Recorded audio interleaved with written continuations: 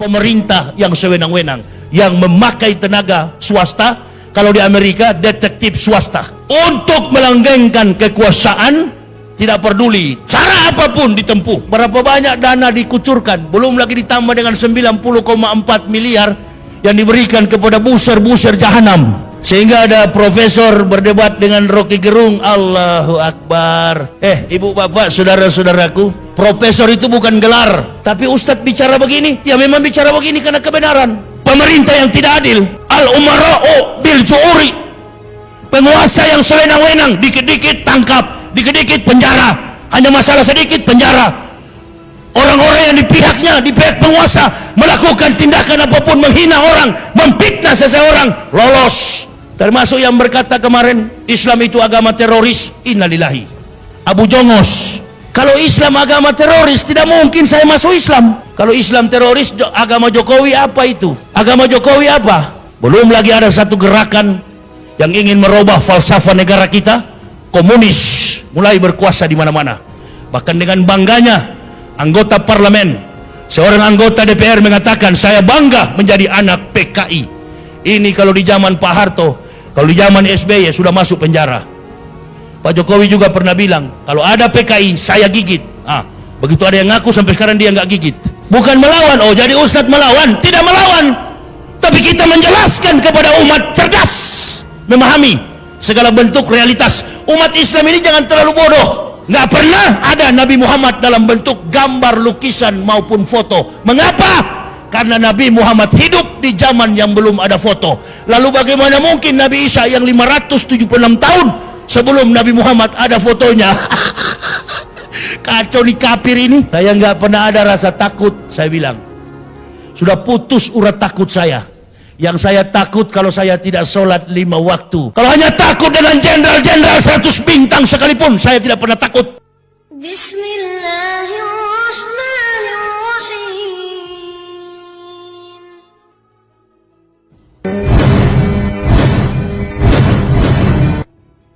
Ini munafik-munafik tahu bahwa kami ustadz-ustadz ini punya konsep melampaui dari para politikus. Allahu Akbar. Jangan berpikir bahwa saya, Uwas, Tengku Zulkarnain, Haikal Hasan dan lain sebagainya, teman-teman yang lurus di jalan Allah, kami nggak paham berpolitik. Kami lebih piawai, kami lebih cakap, kami lebih tajam melihat realitas politik. Jangankan politik nasional, internasional, global, kami paham. Makanya untuk menggambarkan siklus politik dalam arus kehidupan global, modernisasi, era sekularisme, digambarkan dalam kehidupan rumah tangga. Lebih mudah untuk memahaminya karena kita semua merasakan. Kebetulan Islam ini juga agama yang kontekstual. Apapun yang pernah, sementara dan akan terjadi, Islam sudah mencatat dalam konteks kebenaran Kitabullah Al-Quranul Karim, ditambah dengan panduan akhlak moralitas manusia yang bertutur dari mulut ucapan lisan Nabi yang kita kenal dengan hukum hadis sunnah Rasulullah.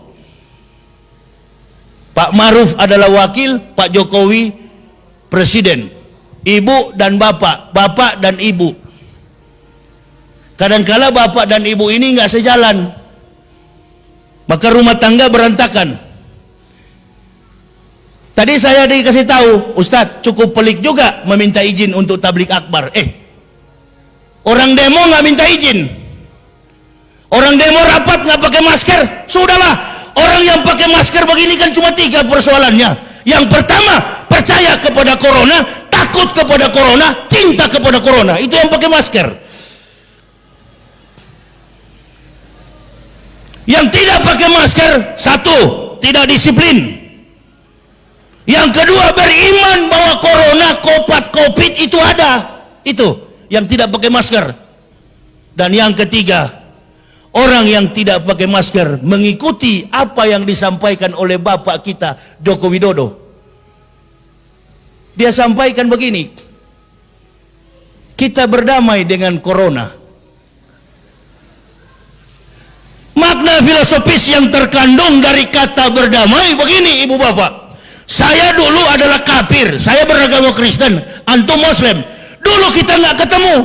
Saya di seberang lautan di Pulau Papua bertugas sebagai rektor di sana. ibu bapak, saudara-saudaraku tinggal di Kabupaten Riau, jauh jaraknya, nggak pernah tegur sapa, nggak pernah ketemu bersalam-salaman, tapi begitu mendapat hidayah, kita jumpa, kita bersahabat. Sekarang kita dekat. Nah begitu, jangan takut-takut, rapat saja, dekat dengan dia. Artinya jangan takut. Ini di jalan-jalan orang nggak pakai masker, yang pakai masker takut-takut, kayak betul-betul sehat, padahal bengek. Jadi sudah ada pembelahan di masyarakat dengan masker begini. Jadi yang pakai masker ini, Allahu Akbar, dianggap dia paling sehat. Yang tidak pakai masker dianggap penyakitan. Awas. Saya nggak pakai masker ya. Begitu pemerintah umumkan lockdown, pemerintah umumkan karantina wilayah, karantina diri, karantina rumah tangga, Allahu Akbar. 3 bulan saya nggak keluar rumah karena menuruti pemerintah. Nah begini, supaya corona ini habis isunya, berhenti itu bisnis. Ini kan permainan World Health Organization, WHO, organisasi kesehatan dunia, bertarung, bersekutu dengan para mafia-mafia. Makanya ujung-ujungnya rapid test bayar. Sekali rapid test, masker setengah 100.000, nggak pakai masker 250, denda. Penyakit itu ada, flu ada, tapi gejala ada. Orang kalau kena malaria ada gejala, demam, demam, panas dingin, itu dirubah lagi strategi OTG, orang tanpa gejala. Innalillahi. Nggak usah lari bu, nggak usah lari pak, jangankan penyakit. Wa ma kana linafsin an tamuta illa biidnillah, kitab muwajalah. Jangankan penyakit, mati pun antum tidak bisa menghindar.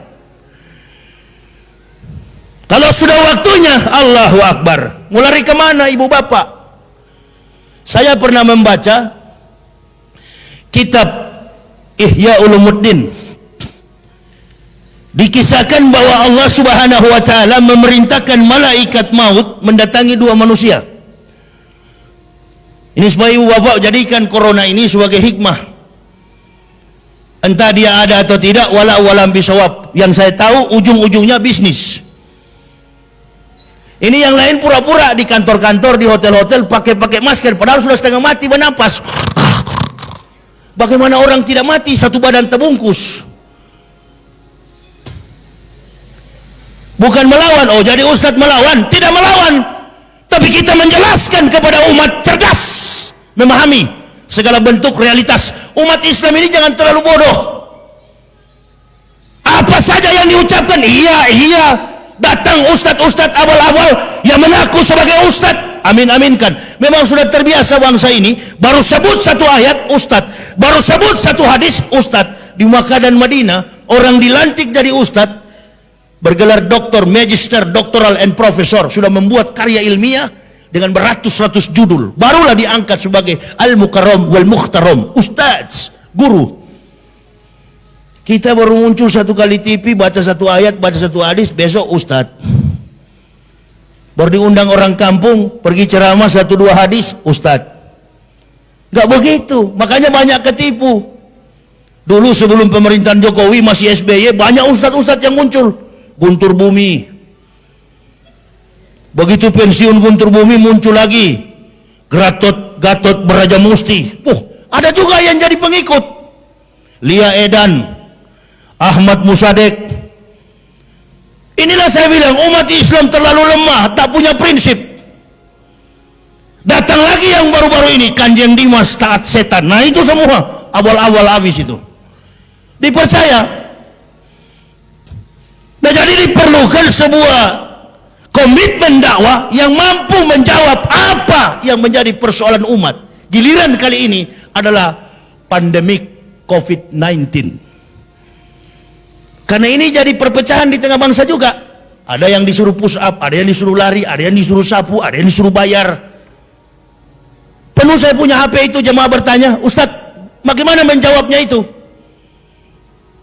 Serahkanlah di setiap kepemimpinan taktik gaya kemampuan seorang pemimpin tidak sama.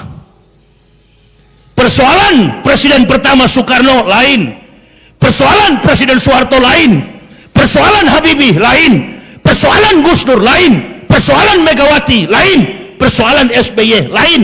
Ini persoalan Jokowi, hampir tiap hari ada persoalan. Amin ya Rabbal. Hampir tiap hari ada persoalan. Pak Jokowi dan Pak Maruf ini nggak tahu apa-apa. Di samping kiri kanan mereka ini banyak bajingan-bajingan. Ya, kemarin kan lagi pandemi. Saya kalau dibilang, Ustadz, ini antum menantang, saya tidak menantang. Pak Wapres ditanya komentator televisi, ada bikin apa Pak? Oh, kami lagi konser. Pak Maruf Amin bikin konser. Ditanya oleh komentator, dalam rangka apa Pak? Untuk mencari dana corona. Padahal nggak boleh rapat. Nah, ini nggak disiplin. Maksud saya begini, pemerintah Kabupaten Indragiri Hulu, pemerintah Provinsi Riau, seluruh provinsi di Indonesia, bahkan pemerintah pusat, jangan ada aktivitas. Karena reaksi daripada bias pandemik ini, rupa-rupanya 14 hari, kata mereka. Kata ahli kedokteran, ahli paru-paru, medical system. Dalam sistem medikal, sistem inkubasi, sistem diagnosa, penentuan atas penyakit seseorang, katanya wabah ini, virus ini 14 hari baru dia akan pergi. Nah, kalau 14 hari presiden diam di rumah, 14 hari menteri-menterinya diam di rumah, semua pemerintah diam di rumah, masyarakat jangan ada di luar, 14 hari 14 malam disiplinkan diri. Tapi ini dia bikin 14 hari dia sibuk kesana kemari, tentara polisi mondar-mandir. Duduk dalam rumah, disiplinkan, bilang sama diri pribadi, hei diam di rumah. Saya alhamdulillah 3 bulan tidak pernah keluar setelah pemerintah mengumumkan karantina wilayah, karantina rumah tangga, work from home, kerja dari rumah. Jamaah bertanya sama saya, Ustadz kenapa nggak muncul ceramah lagi? Oh nggak boleh, ada physical distance and social distancing. Ada pembatasan sosial, ada pembatasan fisik. Karena memang dia tidak boleh bersentuhan. Saya terus menganalisa, Allahu Akbar. Semua ragam penyakit, semua jenis penyakit selalu mempunyai dampak awal sebelum ada diagnosa. Ya memang jangankan nantilah selesai virus corona ini, tetap jangan berdekatan dengan orang TBC kalau sholat berjamaah. Sekali dia droplet, karena dokter mengatakan droplet itulah yang menyemburkan virus, sehingga yang berlawanan bicara dengan kita akan menghirup, akan teracuni. Nah, kita masyarakat meminta kepada pemerintah, tolong berikan testimoni, berikan kesaksian, siapa orang yang pernah mengidap virus COVID-19, siapa yang pernah sembuh dari corona. Kami masyarakat ingin dengar di depan publik bagaimana dia rasakan. Sampai hari ini nggak ada kawan.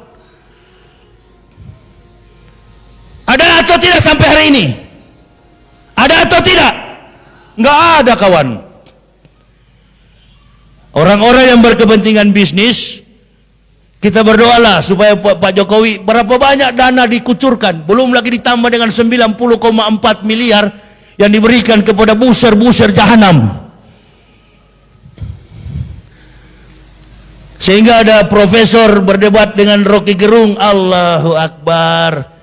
Ibu bapak, saudara-saudaraku, profesor itu bukan gelar. Profesor itu adalah profesi. Gelar terakhir manusia itu adalah doktoral, program doktoral. Profesor bukan gelar. Maka kalau ada orang mengatakan saya profesor, saya doktor, dia bukan profesor, dia bukanlah doktor. Secara akademik, secara sistem dalam sebuah kurikulum, barangkali dia boleh juga, tapi belum tentu lobus parietal, lapisan otak besarnya, gri meternya, zat hijau abu-abu yang ada di otaknya besar seperti pengakuan dirinya. Profesor adalah profesi, profesional. Dalam mengemban sebuah temuan di atas temuan, itu profesor. Kompleks masalah ini, kompleks. Saya coba menjawab makna daripada kemunafikan itu. Seseorang dengan gelar apapun, mau profesor, doktor, karburator, rusak, apapun, kalau sudah berdiri pada pengakuan yang salah, maka dia tidak mampu membuktikan keilmuannya, walaupun berdalih sampai dengan menggunakan bahasa apapun. Ini kemunafikan yang terjadi. Untuk membela yang salah, jangan pakai gelar.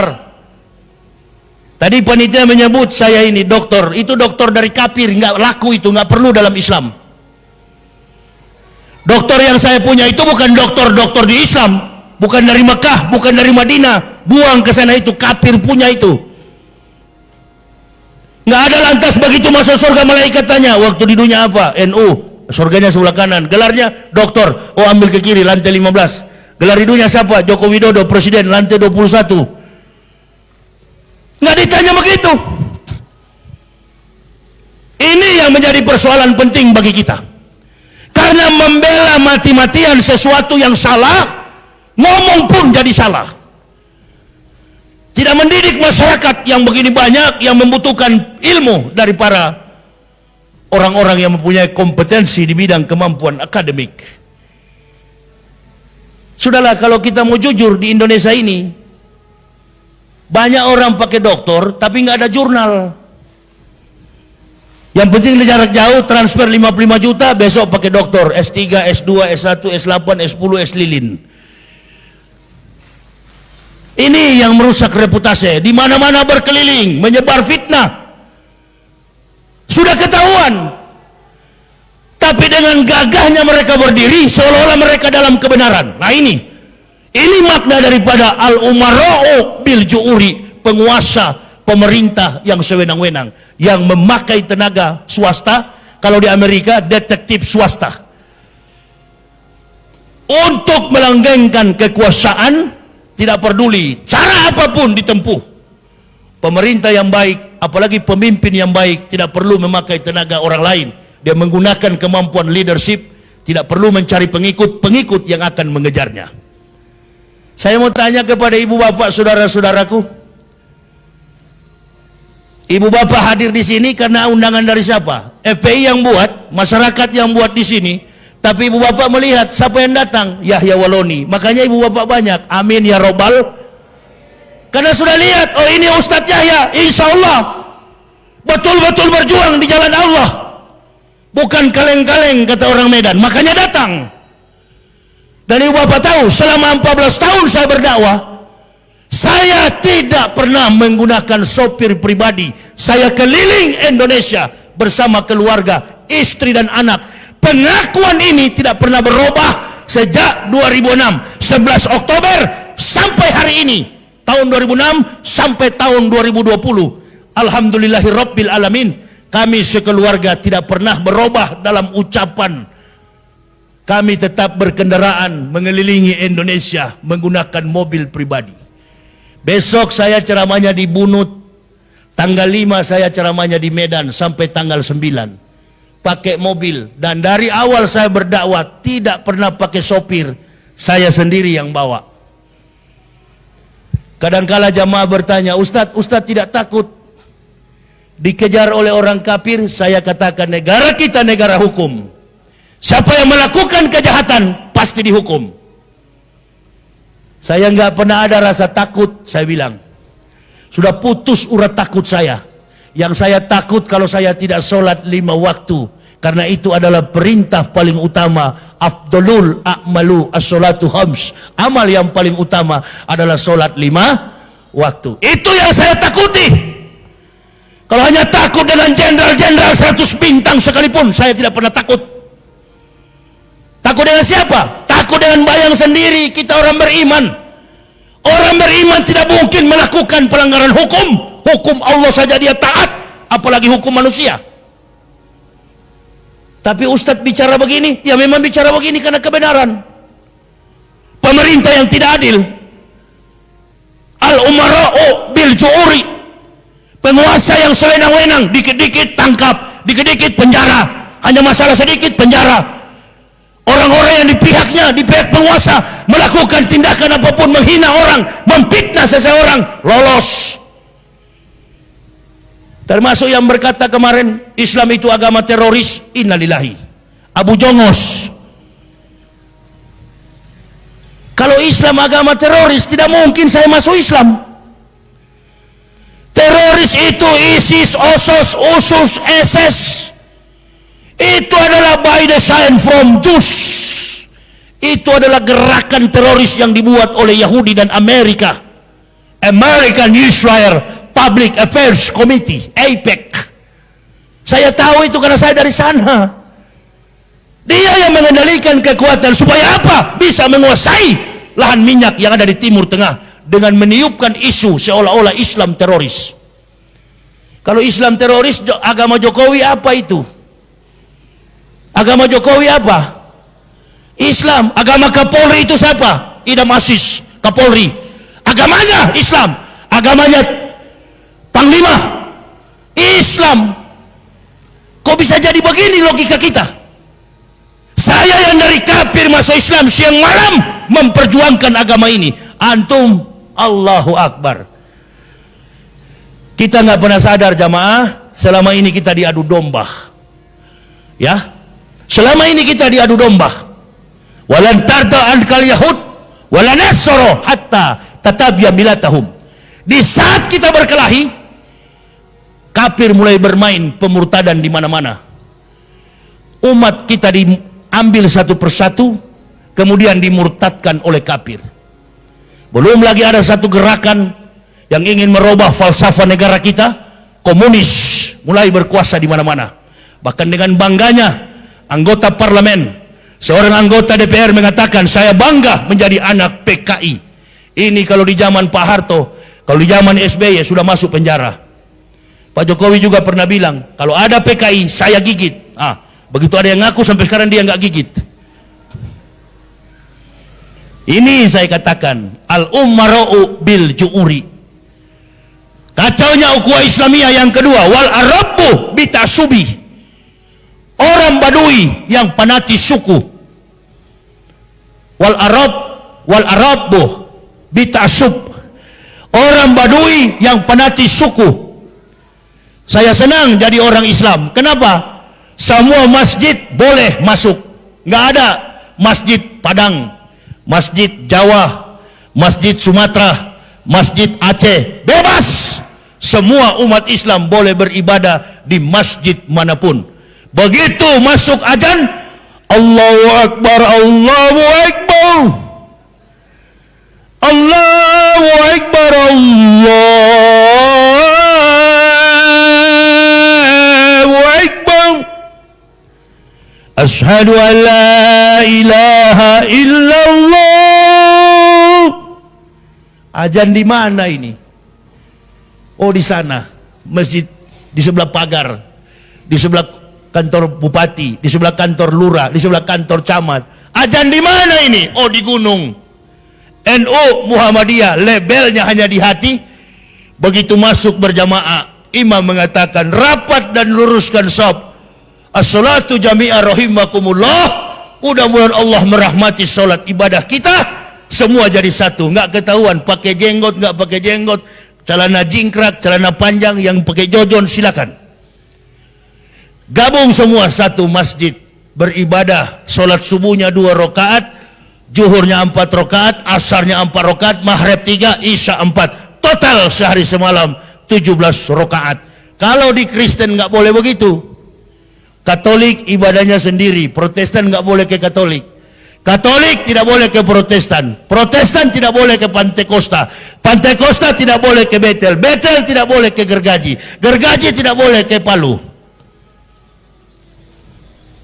Coba tanya orang Kristen kalau boleh. Nggak boleh, karena tata cara ibadahnya, kitabnya pun beda. Sesama Kristen kitabnya beda. Kami sebagai orang yang berpengalaman, waktu saya pendeta dulu, saya berdiri di mimbar gereja dan saya pidato, dengarlah firman Tuhan. Berpuluh-puluh tahun saya berpikir ini bukan firman Tuhan, firman saya dan teman-teman, palsu semua, ini dokumennya.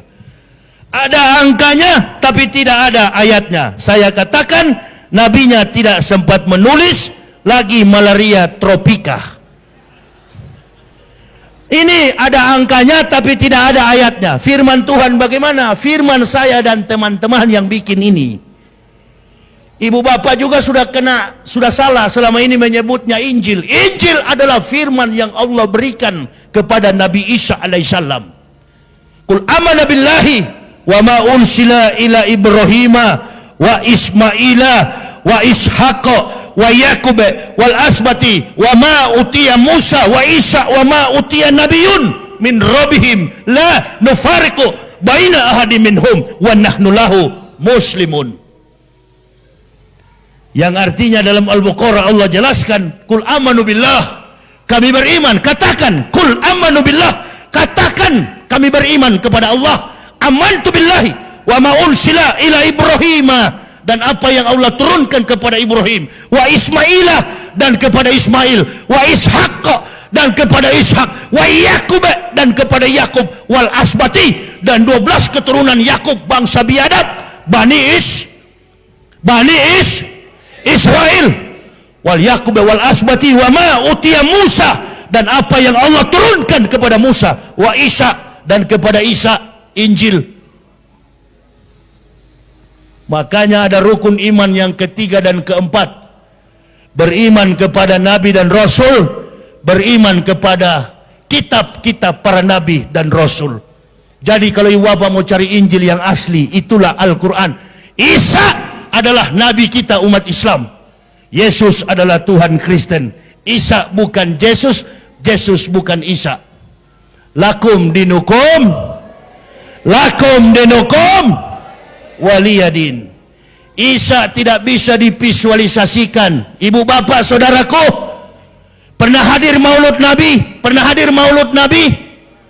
Adakah Nabi Muhammad fotonya dibikin begini?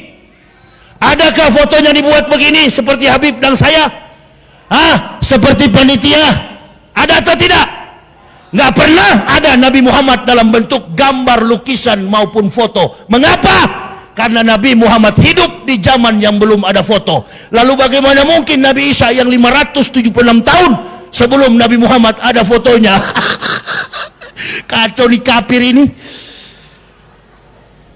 Bule dari mana jadi Tuhan? Ini bukan menyinggung orang Kristen, mengatakan orang Kristen kembalilah masuk Islam. Menyerah sajalah kalian, sunat. Di sini ajaran Nabi Isa di Islam. Ibu bapak jangan berkata bahwa Nabi Muhammad bawa Islam. Argumentasi dari mana itu? Tidak teologis. Nabi Muhammad bukan membawa Islam. Nabi Muhammad menyempurnakan Islam. Pada hari ini, wahai Muhammad, kata Allah, kami sempurnakan Islam menjadi agamamu.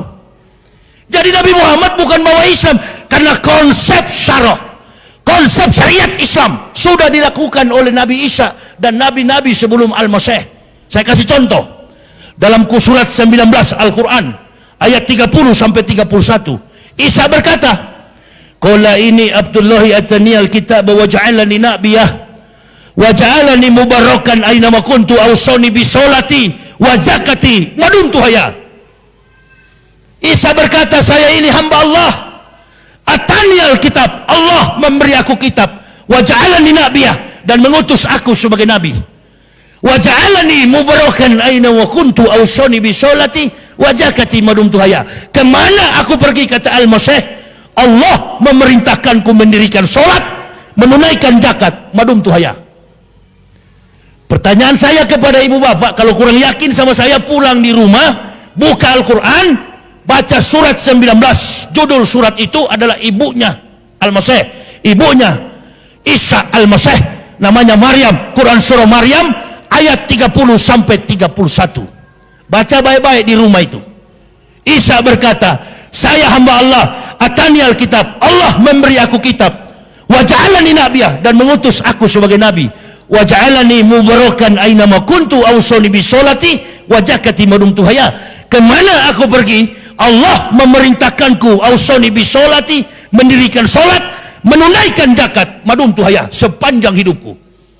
Pertanyaan saya kepada ibu bapak, kalau Isa membayar zakat dan melakukan sholat, dia agamanya Kristen atau Islam? Dia agamanya kafir atau mukmin?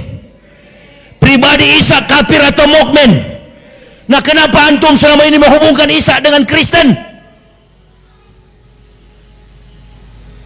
Saya sudah bilang yang datang ini bukan mualaf. Antum semua ini yang mualaf ternyata.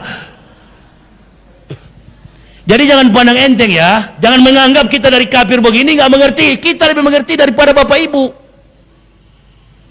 Jadi jangan khawatir keislaman kami. Insya Allah saya orang Sulawesi. Berulang-ulang saya katakan, saya orang Sulawesi, tapi saya hidup dengan prinsip orang Melayu. Lebih baik mati berkalang tanah daripada hidup bercermin bangkai. Allahu Akbar. Nggak pernah saya bergantung kepada makhluk. Saudara-saudara saya, Front Pembela Islam di sini tadi malam jam 9 saya tiba. Mana Ustadz? Dengan siapa? Dengan saya dan istri anak. Kalian mau tanya-tanya kayak belum tahu saja. Dari dulu saya cuma dengan anak istri. Orang bertanya, Ustadz nggak takut dilempar batu sama orang kafir? Di atas peri saja saya ngomong ada kafir di samping. Kafirnya pakai kalung salib besar. Badannya dari ujung jari sampai ke belakang sini penuh tato.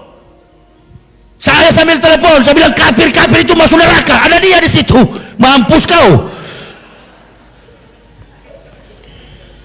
Saya di atas peri, panitia dari Medan telepon. Sudah di mana Ustadz? Saya di atas peri kawan. Kapan tiba di Medan? 5 hari 5 malam. Lewat feri, kapal peri. Sementara saya ngobrol, tidak tahu di samping railing kapal itu ada si kafir lagi main-main handphone. Pakai baju you can see. Baju singlet yang satu tali itu, mulai dari jari sampai tulang belakang sini penuh tato. Saya bilang pokoknya di luar, karena saya sudah nggak sadar ada dia di bawah. Saya bilang dia kan menghadap punggung, jadi saya nggak tahu. Begitu dia menghadap depan begini, ternyata salib. Saya bilang sama panitia, pokoknya yang kafir neraka habis, Muslim masuk surga. Dia balik begini tengok, Allah salib. Saya bilang dalam hatiku, mampus kau.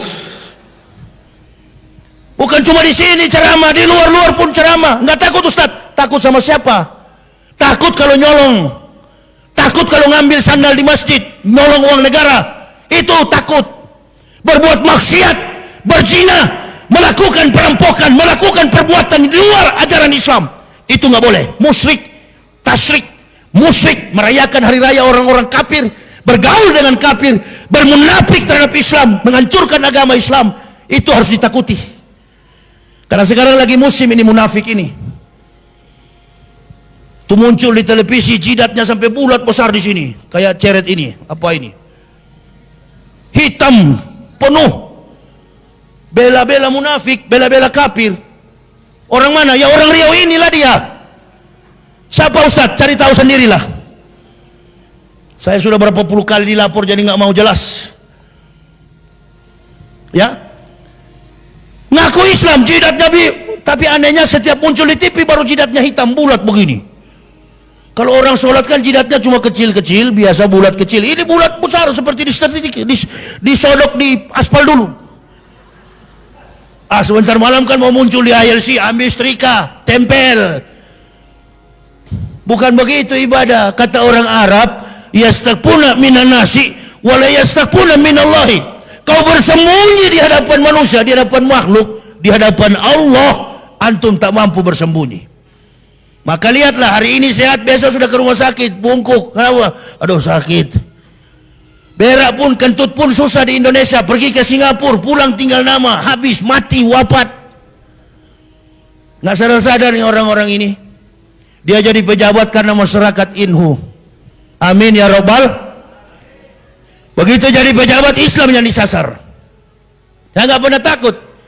Di mana Ustaz? Nggak ada saya takut. Saya nggak pernah takut. Ustadz nggak diganggu orang kafir. Ya sering juga dulu, waktu saya sering ceramah ke Manado. Tapi alhamdulillah sudah banyak yang masuk Islam di Manado. Nggak pernah saya takut.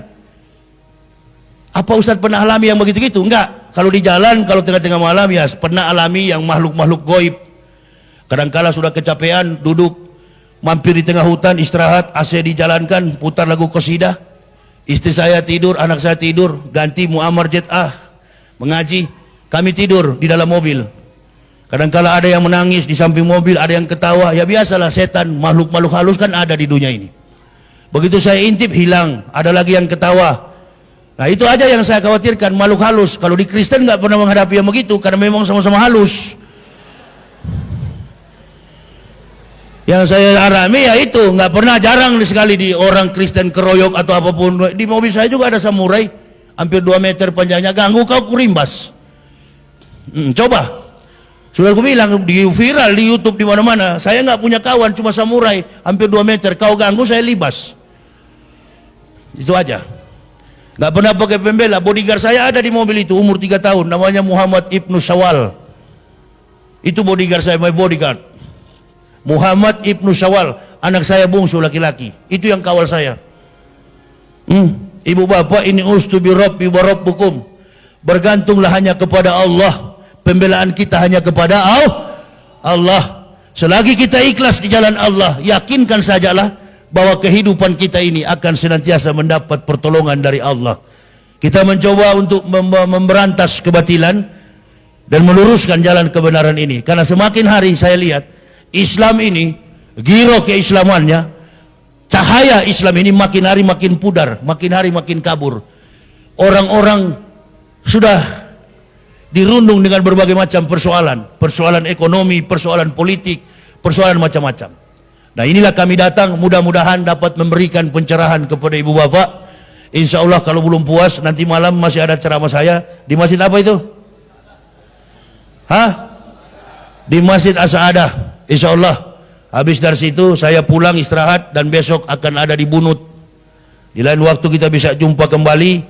Ibu bapak, ini yang bisa saya sampaikan. Mudah-mudahan apa yang saya sampaikan ini dapat memberi setidak-tidaknya motivasi kita untuk selalu sabar menghadapi kehidupan sekarang. Berdoa meminta petunjuk dari Allah agar ada pemimpin yang baik di negara kita di kemudian hari.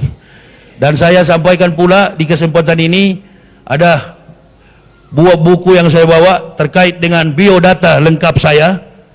Ini Bapak Ibu yang ingin memilikinya. Ini dokumen saya ketika mempendetakan para pendeta dan membongkar kebohongan dokumen kafirin. Kami sekeluarga memeluk agama Islam.